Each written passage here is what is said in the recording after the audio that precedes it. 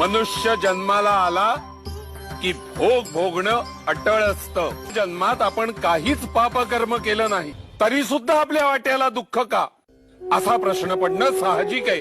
पण गेल्या जन्मीचं काय, त्या जन्मात आपण काय केलं होतं हे आपल्याला कुठे ठाऊक असतं. आणि त्याच्याही आदल्या जन्मीचं काय, आपल्या जन्मोजन्मीच्या पाप पुण्याचे हिशोब त्याच्याकडे बरोबर मांडलेले असतात. आपले भोग ही आपल्याच कर्माची फलश्रुती असते. मनुष्यानी एका जन्मात किती आणि काय भोगायचं हे तो ठरवत असतो. भोग चुकवता येत नाहीत.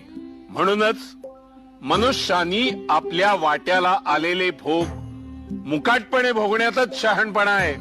गुरुला शरण गेलं की तो आपल्या भोगाची तीव्रता नक्कीच कमी करतो. उदाहरणच द्यायचं झालं तर प्राणावर बेतलं असेल तर ते बोटावर निभावतं.